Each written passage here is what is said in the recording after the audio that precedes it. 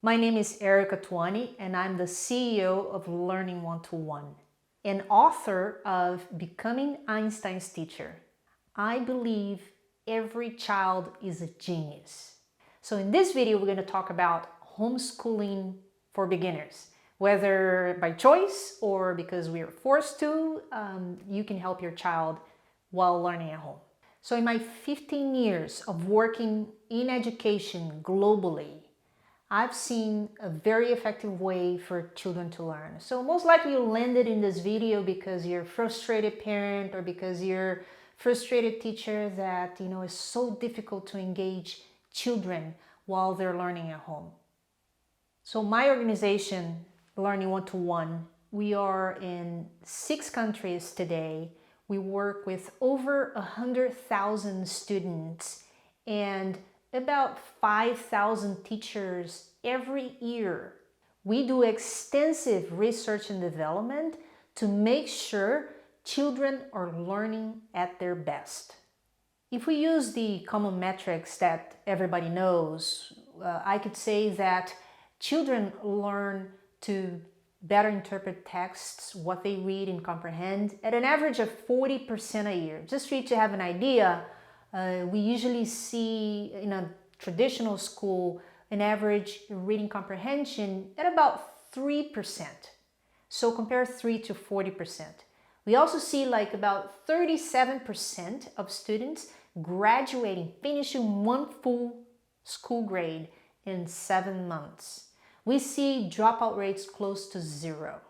So what I want to do now is to go in depth of each of the steps of the relational learning framework and share with you why is an effective method and why anybody can use it regardless of where they are, whatever resources they have, whatever they are in the world, because it starts with one thing every student already has. And that one thing is their brain. The relational learning framework is based on a lot of research and development to make sure we bring something really simple for you to use at home, either with your students or with your children.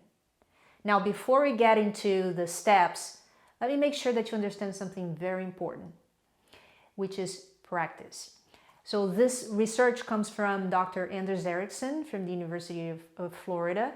And what he did for decades was to study about how many hours you need of practice to make sure that you get to an excellent level, right? So he discovered that in average, somebody gets 10,000 hours or needs 10,000 hours of practice and continuous feedback in the process to get there, to get to excellence. Now, your children and your students spend 16,800 hours K through 12 in school. And if everything they learn is to follow the order of somebody else, that's what they're going to have practice. So that's what they will be experts on. So to make sure that your children can be successful in life, we need to make sure that they develop life skills. And in the 6 steps, those life skills are embedded in it. So let's go over it and I'll show you how. You get started with planning and goal setting, which is step number 1. And the reason why we start with that is because we need to make sure that we have something to accomplish in that day. Now, the big mistake that teachers and parents usually make is because they think that the students already know. The children already know what they have to do during the day. It's not like that. They have no idea. They have no clue and they need some help. So for you to get started with your children, make sure that they plan activities, specific activities for the next hour. Even if you're a teacher, you can help them just to plan for the next hour. So how do you do that? Make sure that is specific. Specific is about, I'm going to do this next 5 activities in the next hour. That's very specific because it says it's 5 and specific activities, right? Non-specific is something like, I'm going to learn math in the next hour. That's not a specific, that's not a goal, is not going to work. So make sure it's specific and plan for the next hour. With time and with practice, you increase a little bit to the activities for 2 hours, and then for 3 hours, and then for the morning, and then for the afternoon, and then for the day. And all of a sudden you see the magic happens. Your children, your students will start planning their day by themselves, and they'll know what to tackle each time. Why is planning important? Most likely you are working at home, or even if you go to the office or have your schedule, you always know what to do. As adults, we know what we're going to do in the next hour. We know what we're going to accomplish during the day. Why wouldn't children do the same? So that's the importance of planning.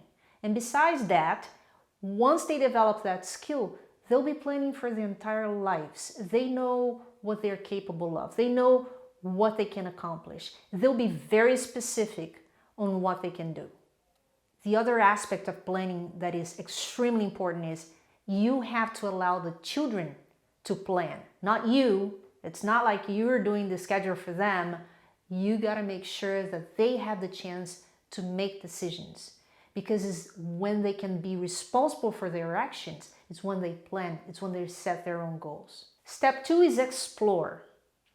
And the science behind it comes from Dr. Donald Hebb, that said cells that fire together, wire together.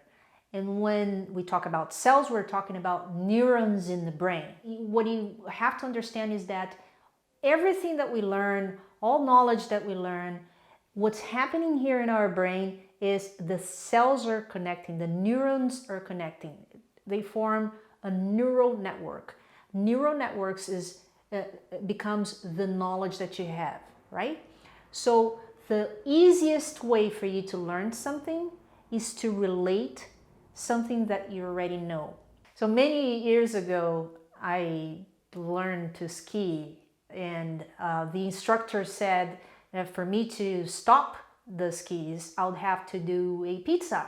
And for me to get the skis going, I'll do a French fry, right? So the pizza format is like this, and the French fries is like this. So in my head, I knew the geometry of the food, and I could associate what to do when the instructor would say, do the pizza, do the French fry, stop and go. When we talk about explore, we are talking about connecting what we know to the new knowledge. Just like connecting the geometry of food into skiing.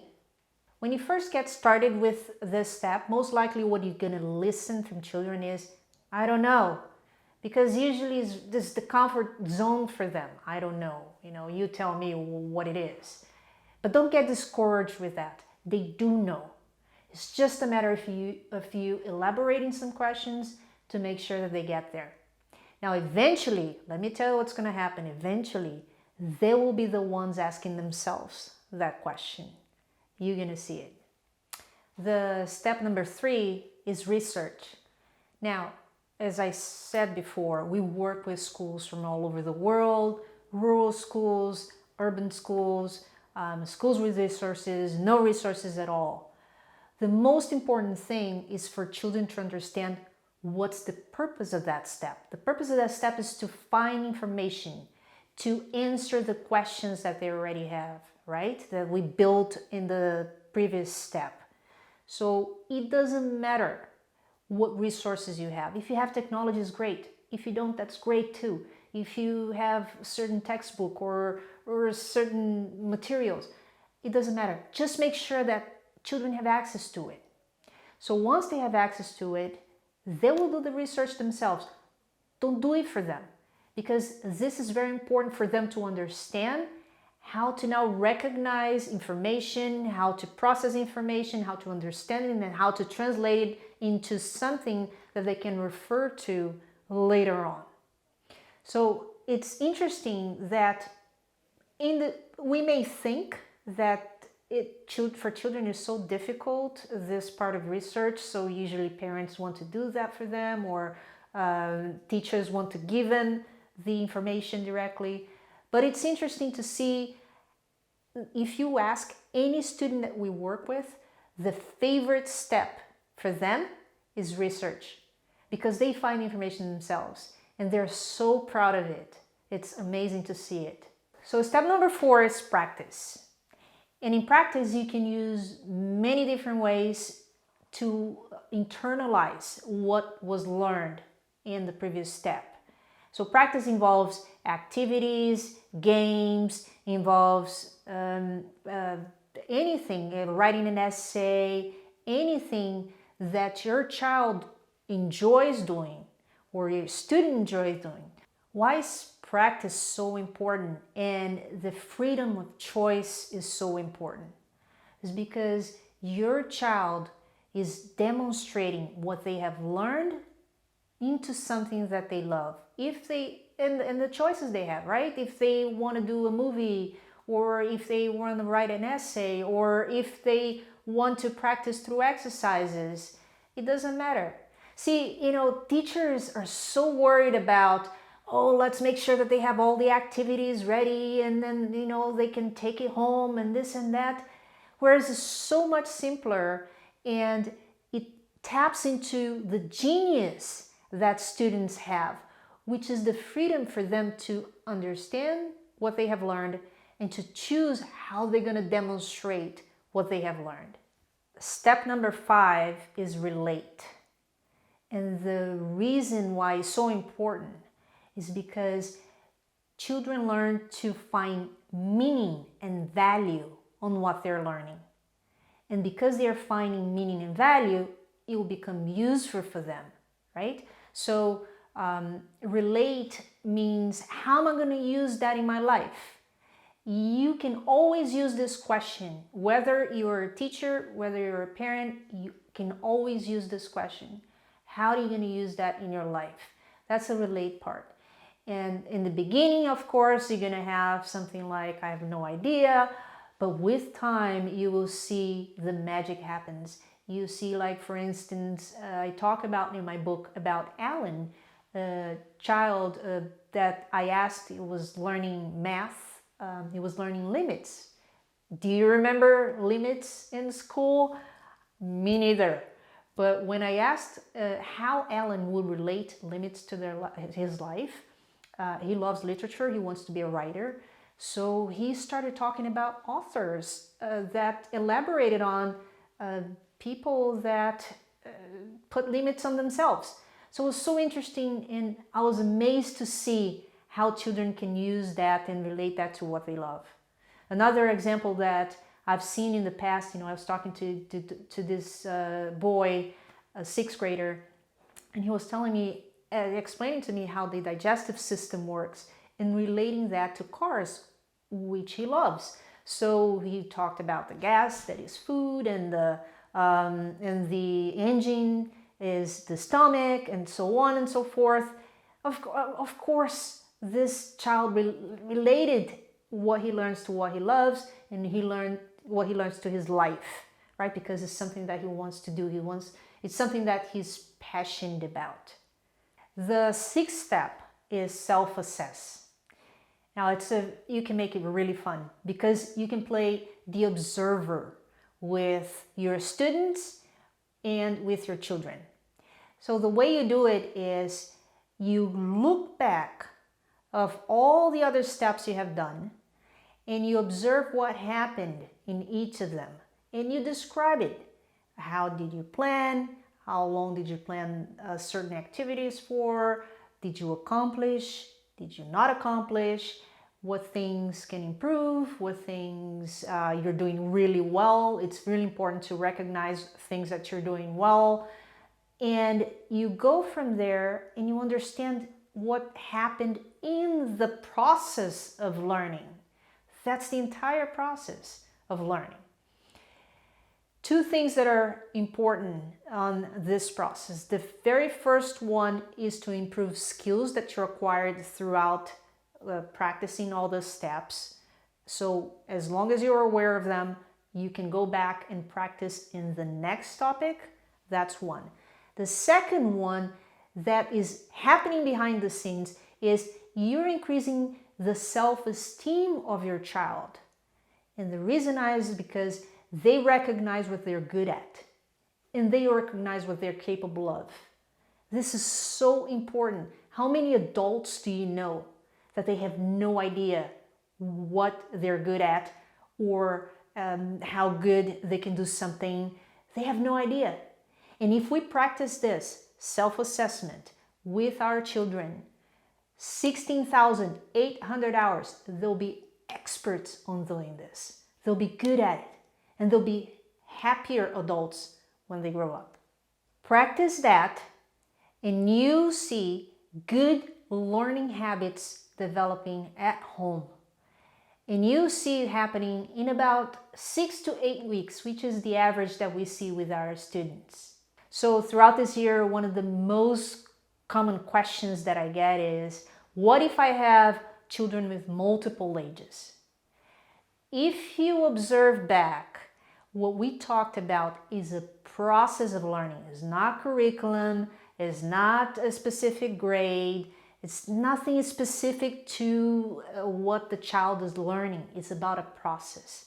So follow the process and you will observe good learning habits being developed.